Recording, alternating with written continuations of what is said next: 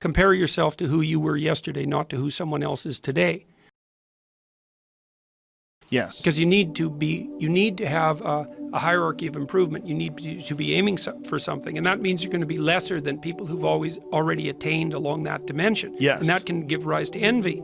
So the question is, who should you defeat in the final analysis? And the answer is, you should defeat your former self. You should be constantly trying to do that. And you're the right control for yourself too, because you're the one who's had all your advantages and disadvantages. And so if you want to compete fairly with someone, then you should be competing with you. And it is the case, and this is what we were talking about too with regards to the self-improvement of the fighter, is, well, if you're improving yourself, then what you are doing is competing with your lesser self. And then you might also ask, well, what is that lesser self? And that lesser self would be resentful and bitter and aggressive and vengeance-seeking and all of those things that go along with having a negative moral character. And those are things that interfere with your ability to progress as you move forward through life. So it's very necessary to understand that this is why, I've been stressing this idea of personal responsibility. It's like, well, personal responsibility is to compete with yourself, is to be slightly better than yourself the next day. Yes. And it better in some way that you can actually manage, and that's humility. It's right, like, well, I'm a flawed person, and I've got all my problems. Could I be as good as person X? It's like, not the right question. The right question is, could you be slightly better tomorrow than your currently flawed self? Then you could be better tomorrow than you are today. Because what you also have to do is you have to say, well, here's all my flaws and my insufficiencies, and the best that someone that flawed and insufficient could do to improve and actually do it is this. And that's not worth going out in the street and celebrating with placards, It's like, well, this is why I tell people to clean their room. It's not going to brag to someone that you did that. But someone as insufficient as you might be able to manage it. And that means you actually are on the pathway to self-improvement, and you're transcending your former self. And you might say, well, what's the right way of being in the world, if there is such a thing? And it's not acting according to a set of rules. It's attempting continually to transcend the flawed thing that you currently are. And what's so interesting about that is that the meaning in life is to be found in that pursuit. So I've been laying that out in these discussions too, because I say, well, the fundamental issue is that life is tragic and difficult, very tragic and difficult for everyone. Okay, so you need something to set against that so you don't get bitter and resentful. Well, what do you set against that? Doing something worthwhile, by your own definition, say. You need some reason to get the hell out of bed on a terrible day because you've got something good to do. Well, what's the best thing you can do? Transcend your current wretched and miserable self. There's meaning to be found in that, and that's a meaning that's associated with responsibility. You take responsibility for yourself, so you take care of yourself. If you're good at it, you have some excess left over to take care of your damn family. If you're good at both of those, then you have some excess left over to take care of your community. Those are heavy burdens. You pick up the burdens, you find that's meaningful. The best way to pick up the burden is to continually improve yourself. And that's where the meaning is to be found. And so that meaning is in the continual self-transcendence. That's letting your old self die and the new self be reborn. And the answer to that is to find a way of being that works even under the direst of circumstances. It's things are going really badly for you, and there's just chance associated with that sometimes. It's like, okay, what have you got under those circumstances? You've got the possibility to slowly raise yourself out of the mire. You've got the possibility to do just what the fighter does when he's defeated, which is to say, well, regardless of the circumstances that might have led to my defeat, like even if there were errors on the part of the referee, this is no time to whine about it. This is a time to take stock of what I did wrong so that I could improve it into the future. And that's the right attitude. The point is, your best strategic position is, how am I insufficient and how can I rectify that? That's what you've got. And the thing is, you are insufficient and you could rectify it. You can set yourself a goal that you can attain, and there's not going to be much glory in it to begin with. Because if you're not in very good shape, the goal that you could attain tomorrow isn't very glorious. But it's a hell of a lot better than nothing, and it beats the hell out of bitterness, and it's way better than blaming someone else. It's way less dangerous. And you could do it.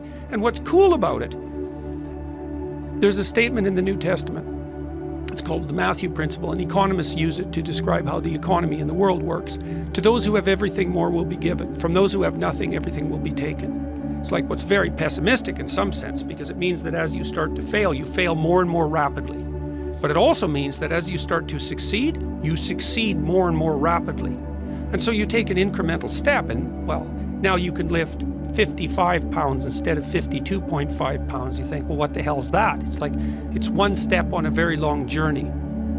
And so it starts to compound on you. So a small step today puts you in a position to take a slightly bigger step the next day. And then that puts you in a position to take a slightly bigger step the next day. And you do that for 2 or 3 years, man, you're starting to stride. You're grateful for what you have right in front of you, and you take care of it and you put it in order. It's like all of a sudden things start to get better. It's always this. I wasn't doing very well. I'm putting my life together. I'm getting along better with my father. I'm getting along better with my wife. I'm getting along better with my kids. I've got some meaning in my life. Thanks a lot. It's way better. It's like, yes, that's the right thing. It's very beneficial for people, and they need to hear that. And there's something that comes along with that that's critical. And what that is an honest assessment of yourself. And honesty, that type of honesty with yourself, it's very difficult for some people, and they don't have the tools for it, and they haven't been explained how to do this. Or why you should. Yeah, one of the things that happens when you go through school, you're told what to do, you're never told how to think. You're also told that you're okay the way you are. That's self-esteem, man. Yeah. You're okay the way you are. It's like, no, you're not. And this is another thing that... Well, you are and you're not. Right. You're okay as a human. Look, if you want to be a black belt in jiu-jitsu and you just started your first class, you're okay as you are. You're a human. But in the goal, you're not okay. In the greater goal, that's right. The incremental improvement is important. You have to honestly assess your position and move forward. Yeah, well, that's it. You're a position and a trajectory. Yes. Right. And when you say to someone, you're okay because of your position, that's not good enough, because you have to say, well, wait a second, you need a trajectory. No, I say, no, you could be way more than you are. And you could be way better. You could be incomparably better across multiple dimensions. And in pursuing that better, that's where you'll find the meaning in your life. And that will give you the antidote to the suffering. The way I always describe it to people is there are disciplines that you can pursue, and those disciplines are a vehicle for developing your human potential. And if you get better at these things, you can get better at anything. And if you figure out what it takes to become better at whatever sport it is, or whatever art it is, or whatever you're pursuing, the same principles you can apply to the way you treat people, you can apply to the way you educate yourself, you can apply to the way you keep your body in shape. All those things are connected. That's why you have to impose order, because the way the potential transforms itself into actuality is through discipline. This is the trick, though. You have to pick a path of discipline. What path of discipline you have to pick is a different issue. You have to discipline yourself. And the issue is, well, how? That's not really the relevant question. You can pick a disciplinary path, especially young people. They say, well, I don't know what to do. It's like, that's okay. Nobody does. Go do something. Do the best thing that you can think of. Put the best plan you have into practice. It's not going to be perfect, and it will change along the way. But it will change partly because you become disciplined pursuing the path. And as you become disciplined, you become wiser. And as you become wiser, you become able to formulate better and better plans. So you can start vaguely and confused and develop a plan that's not so great, and you start to implement it. And then you accrue incremental wisdom as you implement your flawed plan. And that enables you to fix the plan. And so that's part of that process of incremental self-improvement as well. It's, look, you aren't your problems. The hero is the person who confronts horrible, chaotic potential and tames it and makes something of it, right? That's the fundamental human story. But the problem is that you have to face what you don't want to face in order to fix it.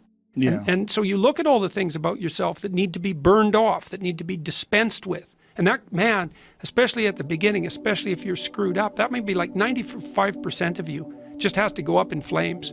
And it's painful. Even some of that stuff that you have to burn off doesn't want to die, and it'll scream in agony while you're burning it off. It's not pleasant. But if you know that you're the thing that can transcend your problems, most fundamentally, if you know you're the thing that, if it faces the problems, can transcend them, then you have the faith that would enable you to take stock of who you are.